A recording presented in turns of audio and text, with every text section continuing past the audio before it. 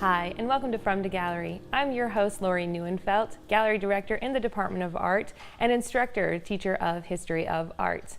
For those of you who've never seen the program, From the Gallery is a special program that we do in the Department of Art that introduces our audience to visitors, visiting artists, programs, professionals, staff, and even students in the Department of Art, showing off what they can do and talking about what's going on in the contemporary art world. Today I'm happy to introduce Professor Jeffrey Haupt, who is the interim department head of the Department of Art. Hi, Jeffrey. Well, Lori. Thank you for being here today. You're welcome. Thanks for having me. I know they're keeping you really busy with your new appointments, Right. But if you could, please give us a little background on, I guess, how long you've been at Mississippi State, where you're from, and how you got to your current position as interim head. Will do. So I'm originally from St. Louis, Missouri, and through various art schools to the Midwest and heading east, I wound up at Indiana University, and from there we came to Starkville in Mississippi State in 1999. Was an assistant professor in the painting program, worked my way up through the ranks there, and then we became, as you know, part of the College of Architecture, Art and Design, and then our associate dean needed to fill a spot in building construction, and so when he moved over there for 2 years, I filled in 1 year as the interim associate dean. And I enjoyed that role and the administration component and solving other problems and helping folks achieve some of their goals. And after that term finished, it just so happened that our department head, Angie, Dr. Bourgeois, was nominated dean of the college. And so I stepped from the interim associate dean to the interim department head of the Department of Art. Wow, so you've really had your feet in many different types of positions, both administrative in the department and the college, and Yes. university as well. I know you Yes. sat on several university committees, so you have your knowledge. I've tried to keep busy with university service in as many different committees and departments as possible. So before we get into that administrative, where I pick your brain about Right. all of your ideas, you are first a painter, is that right? Yes, I am trained as a painter. Okay.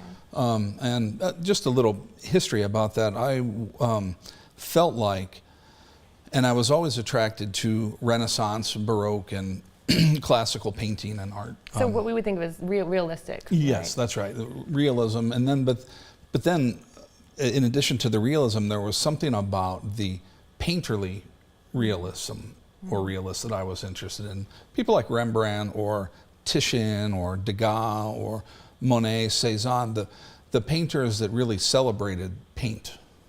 And then they sort of brought this realism and artificiality of paint together. That really sort of intrigued me.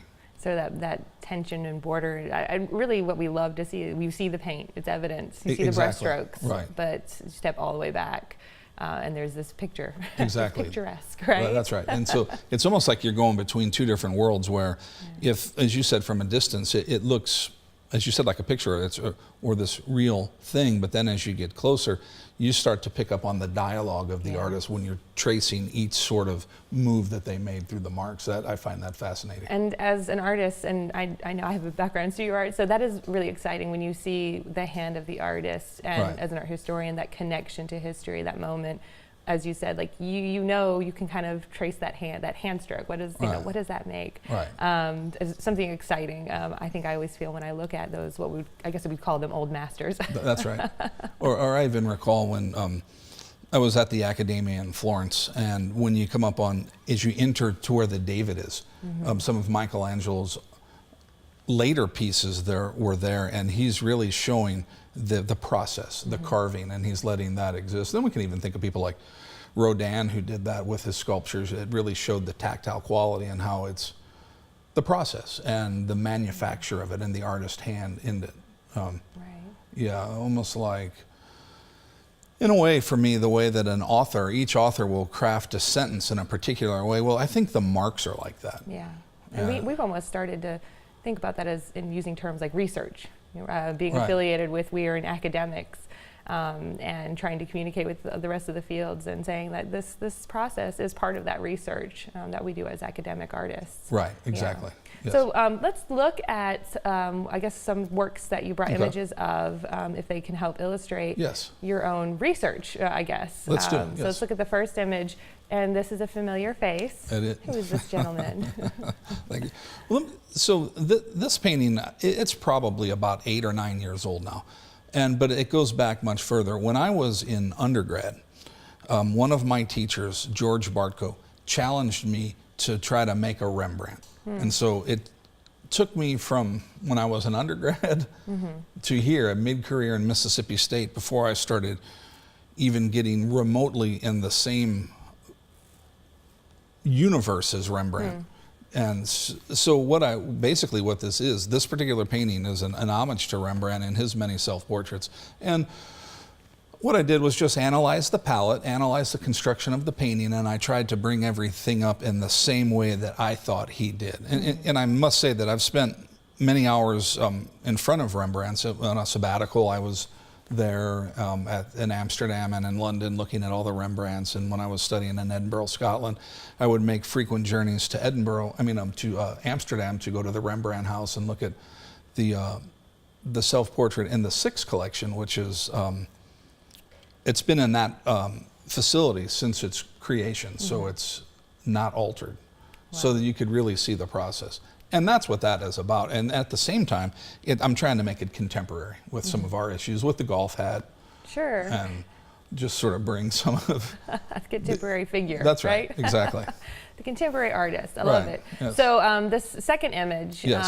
that you brought with us, and here we see, it looks like 3 rubber ducks. Is that right? Yes, 3 rubber ducks. So as we all journey through Walmart, we see many items there. And there was something about the color of all these ducks. This is going back probably the same time period, not much newer. Walmart would have these giant bins of these ducks. And there was something about the way the color would glow with the lights on a Walmart. So what I tried to do was just start kind of poking a little bit of fun and maybe bringing a little kitsch into this idea of fine art, and still trying to pay respect to the heritage of painting.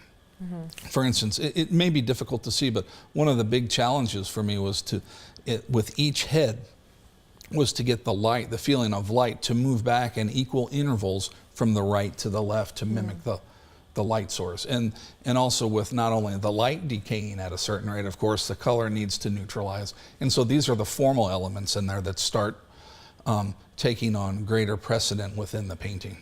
And these are the things that I think of the Baroque masters who were challenged by thinking about objects. And we think of their still lifes and the play of light on those objects. Exactly. And the new materials that they were, here you're taking plastic on, right, or rubber on. Exactly.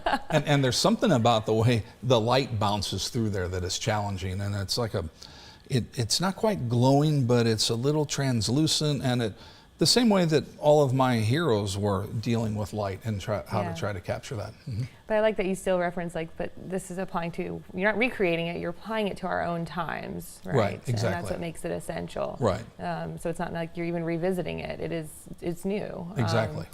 So, where is this leading you in your current painting, the current paintings that you're creating, or if you have time, I know. Yeah, no, sure. Well, yeah, right. You're very busy. As we all are. Well, once again, going back a little bit, when I first started in the art world and art school, I was fortunate enough to grow up in St. Louis, where there was a fantastic collection at the St. Louis Art Museum, particularly of Max Beckmann paintings, and he was a German expressionist. And so he was kind of pushing realism into a more expressive quality. Oh, yeah. Well, then I wound up in the Cleveland Institute of Art, where I was studying painting, but as a perk to going there, there were always tickets to the Cleveland Symphony for free for students, and it just turned out I was one of the only ones that would ever request them, so I would go to the symphony often. And I remember listening to it and being moved by the non-literal formal elements of a piece, whether it's Beethoven, Mozart, Prokofiev, whoever. And so I've always kind of had, since that point, this idea that I could tell a story without actually using literal subject matter, where the formal elements could play the game. And really, it's nothing new. Jazz and abstract expressionism has certainly dealt with those. Yeah. So With the newer work, what I tried to do is let the formal elements do just that. Let's look at a piece of Yeah. your newer work. I know you have this third final image.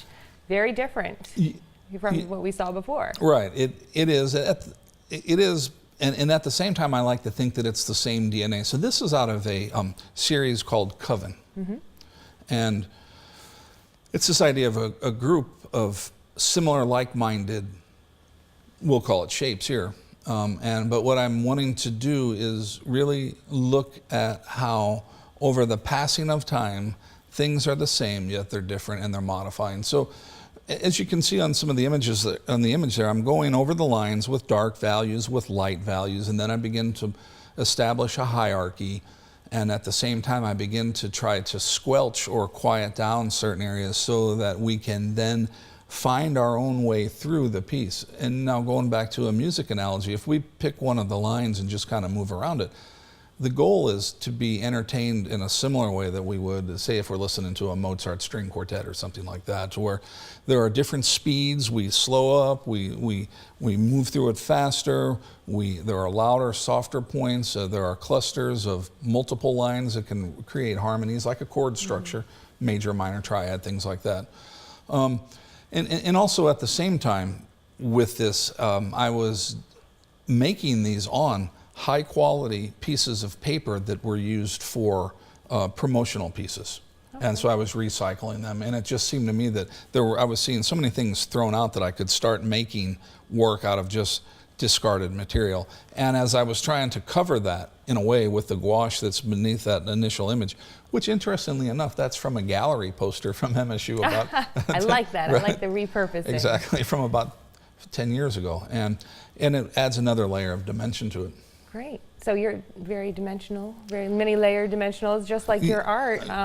Let's segue now to talk about your role as an administrator, as interim head. What are your plans as interim head? What are your visions for the department? Well, first of all, I mean, I want to keep the excellent momentum that Dr. Bourgeois has established and keep that moving forward.